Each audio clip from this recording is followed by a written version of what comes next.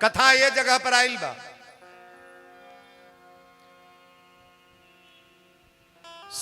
सती जब मर गई तो भगवान शंकर जी समाधि में गईले।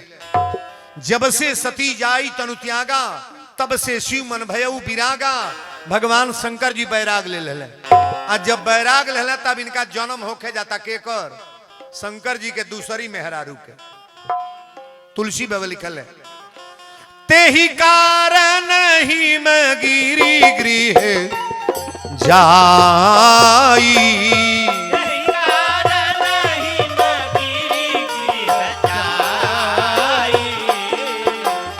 ते ही कारण हिमगिर गृह जाई। जनमी पार्वती तनु पाई। राम सिया राम, जय जय राम राम राम। सिया राम, जय जय राम। बोल दी शंकर भगवान की जय। आदि ज्योति जगदम्बे मैया की जय। अब तनी बड़ा गौर से कथा लाइन में आ गई। सती जब मर गई तो का नाव धराइल, दूसरा जन्मों में का नाव धराइल, पार्वती नाव धराइल। राजा हिमांचल पर्वत राज के बेटी बन के अली।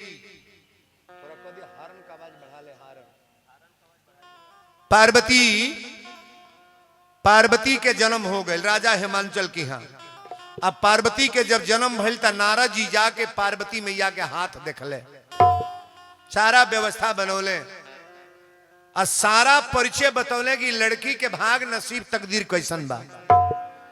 हमने के तकदीर जौन होला पेटवे में माई के लिखा जाला, पेट में ही लिखा जाता है। लेकिन बड़ी गौर से कथा को समझने का प्रयास करना।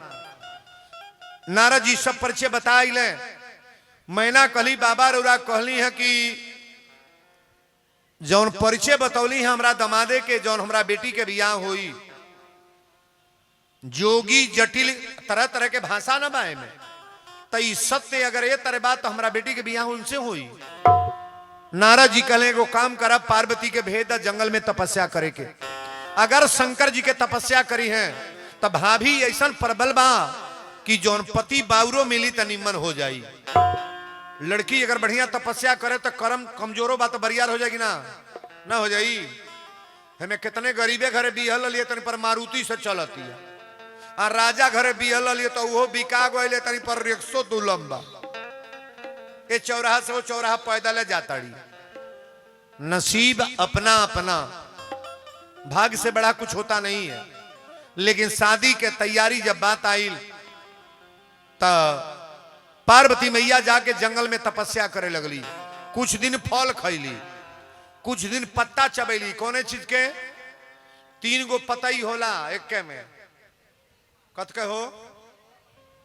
आमे के, बा बेल के। शंकर जी के कौन पत्ता चढ़ेला? कौन पत्ता? तंदूला निकाल ले के। अरे बेल के पतैया में का बाटे, भोले दानी लोभा गईले हे। बेल के पतैया में का बाटे, भोले दानी लोभा गईले हे। दानी लो भैले शिव दानी लो भैले। दानी लो भैले शिव दानी लो भैले। दानी लो भैले औघड़ दानी लो भैले।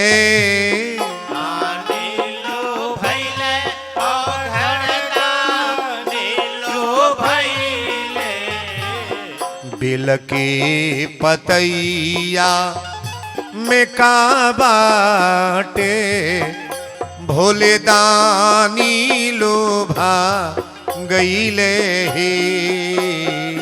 बेल के पतैया में का बाटे, भोले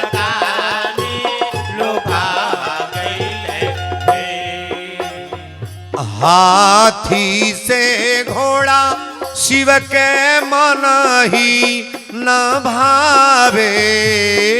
हाथी से घोड़ा शिव के मन ही न भावे। हाथी से घोड़ा शिव के मन ही न भावे।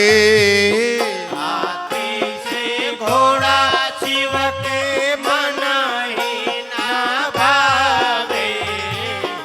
बसहा बैलवा में का बाटे भोले दानी लोभा गईले हे।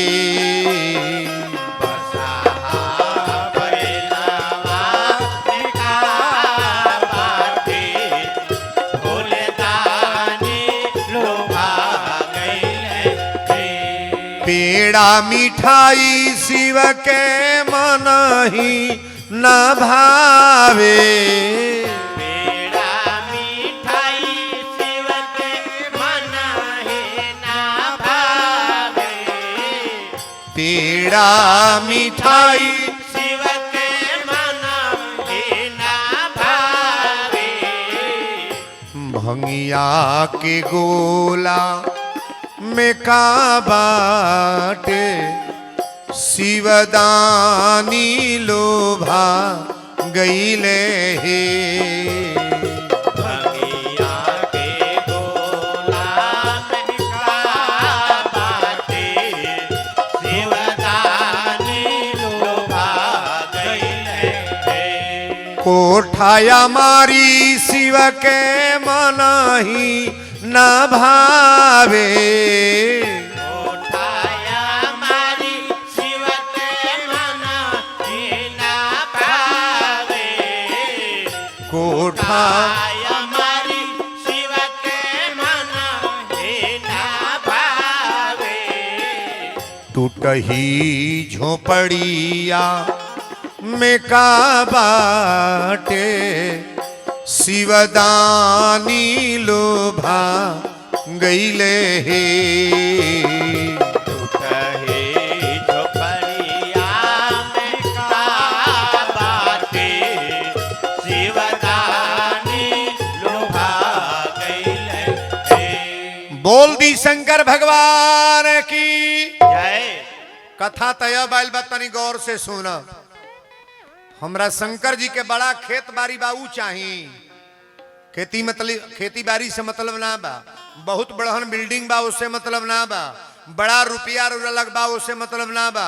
लेकिन हमारे भोलेनाथ को प्रेम से तो मतलब है महाराज। राम ही केवल प्रेम पियारा अजान ले हो जे ही जाननी। भगवान को जानने से पहले पहले प्रेम बनाओ। अगर घर में प्रेम बा तो घर चली। अब प्रेम अगर नहीं है सब रुपया पैसा कमा लो लेकिन घर चलने वाला। बोलो सच्चे दरबार की जय। अब देखिए जो लीला आवता। पार्वती मैया जंगल में तपस्या करे लगली। इन्हें शंकर जी अपना समाधि में बैठल बड़े। पृथ्वी पर तारका नाम के राक्षस तैयार हो गई। तारका तैयार हो गई। सारा देवता लोग के भूजे तड़पावे लागल। सारा देवता लोग त्राहिमाम त्राहिमाम त्राहिमाम कह के ब्रह्मा जी के दरबार में गइल सब। ब्रह्मा जी पूछली आप लोग कहाँ आइल बानी। देवता लोग कहले सरकार सती जाके नैहर में मर गईली। आई बौरहु समाधि में आ गए बड़े। ई पृथ्वी पर तारका नाम के राक्षस तैयार बा। हमनी का कैसे गुजर हुई। सबके भुजता मुआवता तड़पावता सरकार। ब्रह्मा जी कहले एगो कार करे लोगे। पहले जाके शंकर जी के ताकावे लोग। शंकर जी ताके तब पार्वती से शादी हुई। अब पार्वती से शादी हुई तब कार्तिके के जन्म हुई। आ कार्तिके के हाथ से तारका के बद लिखल बा। देवता लोग कहले त बड़ा कष्ट के बात बा दादा बौरहु के ताकाई के। शंकर जी के जे तकौले बा उ जियल बा की मरल ना। बोलो जी की मरी तुरंत खैला तक गइल। शंकर जी के पास को नेत्र है? 3 नेत्र है। 3 नेत्र हम लोग के पास भी है, 2 नेत्र से दिखाई दे रहा है और 1 नेत्र हम लोग का तोपा हुआ है, आड़े है महाराज, कोई समझ ही नहीं पाता है कि इन नेत्र है कहां। अंदर से जब ताकना शुरू करोगे तब तो दिमाग खुल ही जाएगा। सोचल लो कि महाराज कैसे शंकर जी ताके, तब ब्रह्मा जी कहले वो कार कर लो कि कामदेव को लग जा, अगर कामदेव चाह दी है तो शंकर जी ताक दी है। कामदेव को लग गई लो, कामदेव से कहल लो कामदेव चल के बौरहू के तका न दो। कामदेव कहले हम ना जाए तकौले के पहले हम ही ताक दे। देवता लोग कहले ना चल, कामदेव कहले ना चलो। देवता लोग कहले जो ना चलबा तो खतरे बा। कामदेव कहले तो लो से कौन हमार खतरा बा। देवता लोग कहले ना चलबा तो सब जना जुट के ताके फरियाद जाए। अब कामदेव कहले ना चलब। कामदेव कहले एहू तरह मरेक बा ओहू तरह मरेक बा। कामदेव बुझ गए या जो हमारे लिखल है बा। अच्छा तब बाउर जे करत उ बुझत नहीं बा बाउर बा। कहो ये जम के दारू पियता ई नहीं बुझते कि 16 वर्ष में किडनी फेल, गुर्दा फेल नहीं मुई है। एक भरोसा न करिए को दिन गाड़ी खींची, बुरा करने वाले का बुरा ही होगा। कामदेव कहले कि ठीक बात चल तनी। कामदेव गईले आम के पेड़ पर चढ़ के आई है, काम के बाण तान के एक बेर है, काम के बाण तान के शंकर जी के छाती में एक बाण मरले। आज जब एगो बाण लगल तो शंकर जी टॉप दे तीसरा नेत्र खुल गए। अच्छा बताइए शंकर जी मार रहे हैं कि कामदेव? कामदेव मार रहा है। गौर से सुनना, भगवान की लाठी में आवाज नहीं होती है, चाहे आप जिस तरह कर लो। खाना खा के सुतल बार रोतिये में गई लो, गांव में क्यों जानी को जो वाही दादा मर गया फलाने मर गया तब न जानी। उनकी लाठी में आवाज नहीं होती है। सबसे डरो ना डरो, लेकिन परमात्मा से डरने का जरूर प्रयास करो कि भगवान हमसे कोई गलती ना हो। ताली बजाओ बढ़िया रे। पटीदार ऋषि आई तो कुछ बिगड़ी ना, टोला मोहल्ला नाराज हो जाए तो कुछ बिगड़ी ना, गांव जवार के लोग नाराज हो जाए तो कुछ बिगड़ी ना, पटीदारों ऋषि आ जाए तो कुछ बिगड़ी ना, ना तो रिश्तेदार फिरंट हो जाए तो कुछ बिगड़ी ना। अब भगवान नाराज हो जाए तो कुछ बिगड़ी हो, आगे सजी बिगड़ी गई। अब बहन का बुझल लोगन हो दादा, यही तरह बुझल कर सब बिगड़ गया। ये मनाना चाहिए कि परमात्मा आप कभी नाराज ना हो, लेकिन शंकर जी रुष्ट हो गए का। जब शंकर जी तकले तो सारा लाइट भक दे गल जोर के मर गए। कामदेव जर करके मर गया। आ कामदेव के मुअला के बाद उनका मेहरारू के नाम है रति। कामदेव जब जर के मर गए तो इनका मेहरारू के नाम है रति। का नाम बा? रति। रति गैली कली हे भोलेनाथ, जेकरी मांग में सिंदूर नाई बाऊ के सिंदूर देली, बियाह कराई ले। जौने बझनिया के बेटा नाई बाऊ कर बेटा दे ले। जौन गुंगा बाऊ के बोले के तरीका सिखाई ले। जौन आन्हर बाऊ के चले के बताई ले। हमके रौरा हमके हमार पति हमरा पति के रौरा मार देली और रौरा भोलेनाथ हई। सत्यम शिवम सुंदरम आपको कहा गया है सुंदर। आपके सामने लिखा गया है कि कर्पूर गौरम करुणावतारम संसार सारम भुजगेंद्र हारम सदा बसंतम हृदयारविंदे अभवम भवानी सहितम नमामि। हमारा पति के मार देली। शंकर जी हंसे लगले, कहले हम ना मरली, देखा बाण हमरे छाती पर लागल बा। के मारल हो? तोर पति मरले है कामदेव, मैंने नहीं मारा। रति कली तो कैसे हमार जीवन बीती, विधवा बन के रहो। शंकर जी कहले तोर पति के जिंदा कर दी। कहली कि ना, जब गलत कैले बा तो काहे कि जिंदा करो। कहले तब तो के स्वर्ग में भेज दी। कहली कि ना, कहले जौन मांग तौन दे दी। रति कली हम नहीं मांगब, अपनी मन से जौन मन करे तौन दे दी। शंकर भगवान कह रहे हैं कि जब जदुवंश लीन अवतारा। कन्हैया जी के जन्म कौने युग में है? द्वापर में है। जौन कथा होता कृष्ण जन्माष्टमी कौने युग में है? कल युग में, द्वापर। ये कथा रामचरितमानस का त्रेता की चल रही है, लेकिन अगली कथा द्वापर का रामायण में आ गई है। कहली कि जब शंकर जी कहें कि जब जदुवंश लीन अवतारा, इस पृथ्वी पर जब भगवान कृष्ण का अवतार होगा, तुम्हें वरदान दे रहे हैं कि कन्हैया के पुत्र के नाम परदुम्न, वो अगला जन्म में ते परदुम्न के मेहरारू बनबे। कन्हैया के पतोही के चर्चा आ गई। है रति जब मरल बा तो केकर मेहरारू बनल बा? परदुम्न के। तुलसी बाबा लिखल है, अरे कृष्ण तनय होई हन पति तोरा, तनय होई हनुमति तोरा,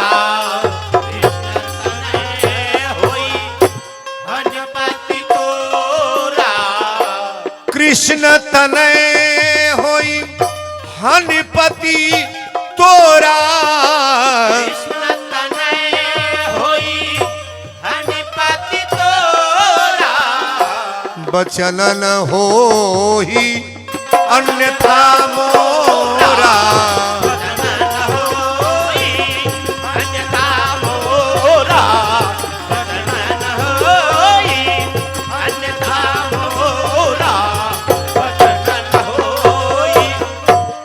बड़ी बारीकी से कथा को समझिएगा।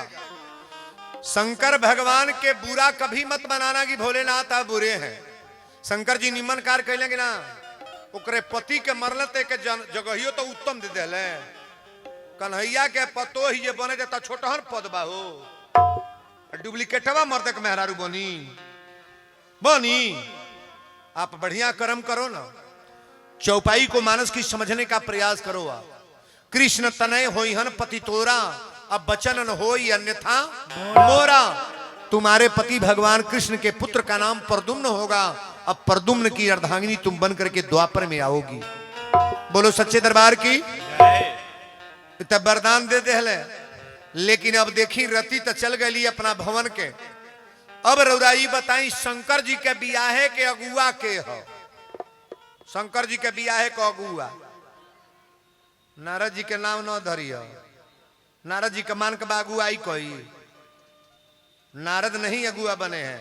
मेन अगुआ हमारे पहले अखंड नायक परमात्मा राम है। आप मानस को पढ़ना, रामचरितमानस की चौपाई आप पढ़िएगा। हमरा राम जी पहुंचल बड़े, आज जब राम जी पहुंचले तो भोलेनाथ के दंडोत प्रणाम कैले। शंकर जी पूछली आप कहा? कल सरकार एगो निवेदन लेके आयल बनी, आपन आशीर्वाद लग जाओ कि पार्वती से बियाह हो जा।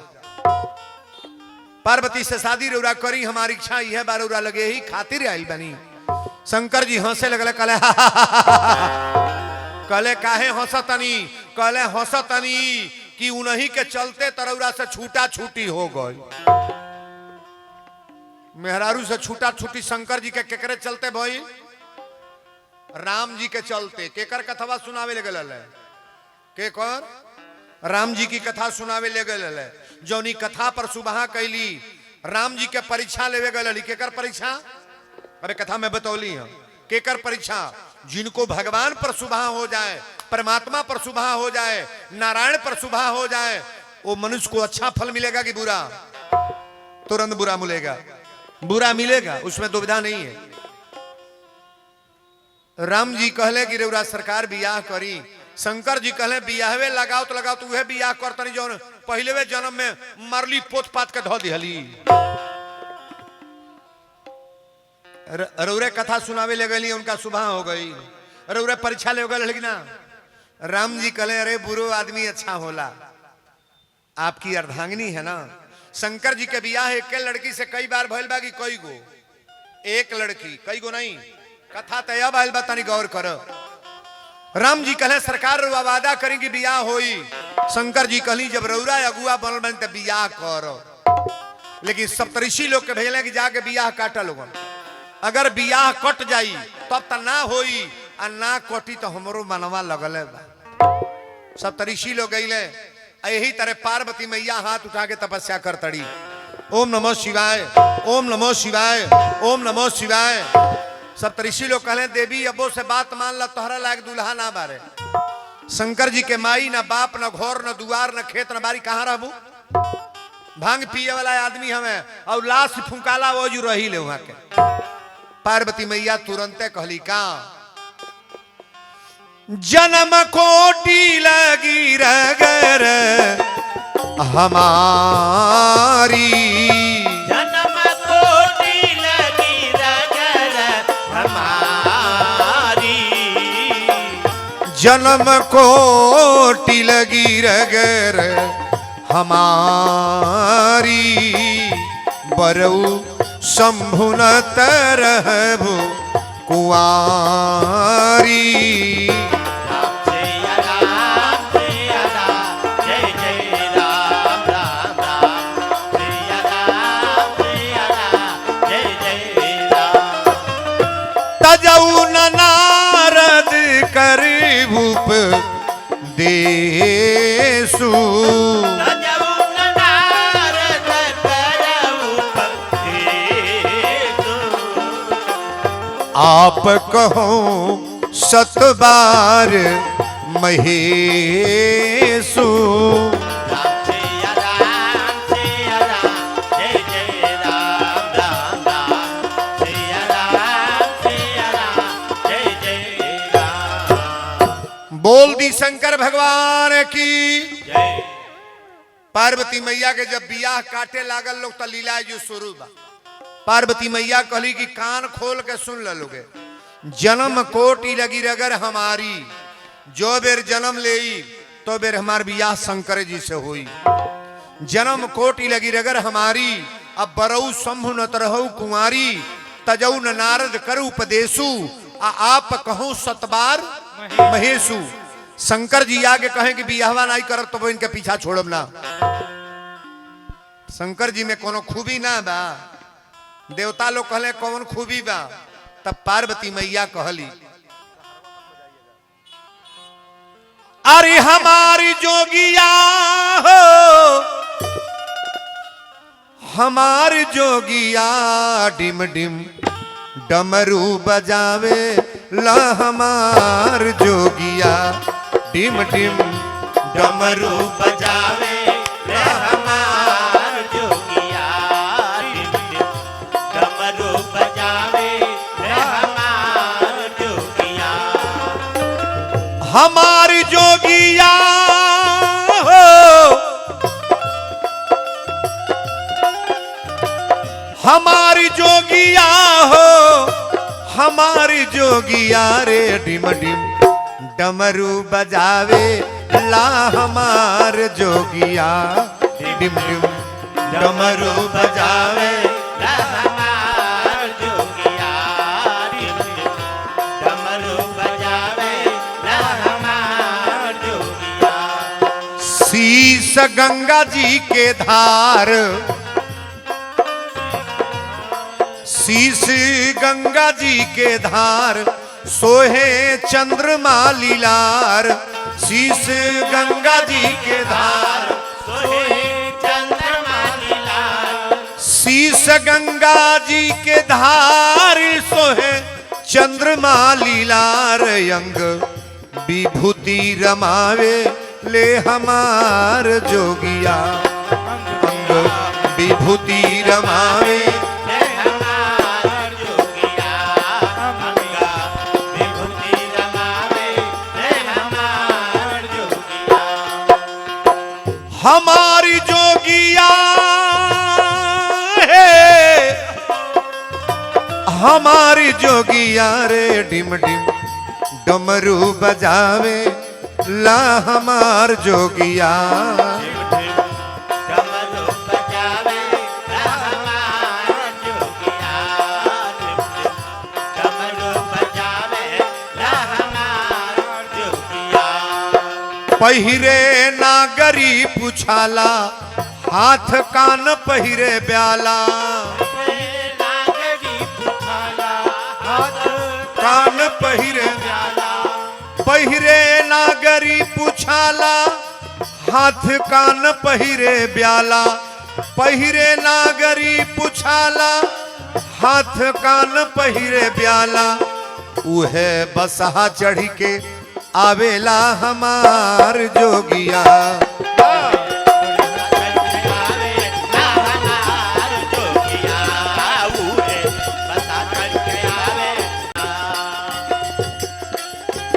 हमारी जोगिया है, आरे हमारी जोगिया रे डिम डिम डमरू बजावे ला हमार जोगिया। डमरू बजावे ला हमार जोगिया। संग भूत बरियात औरी जोगिनी जमात, भूत बरियात औरी जोगिनी जमात। संग भूत बरियात औरी जोगिनी जमात, हरदम राम नाम गावे ले हमार जोगिया। राम नाम गावे ले हमार जोगिया। राम नाम गावे ले हमार जोगिया। ले हमार जोगिया हमार जोगिया। डिम डिम डमरू बजावे ले हमार जोगिया। डिम डिम डमरू बजावे ले हमार जोगिया।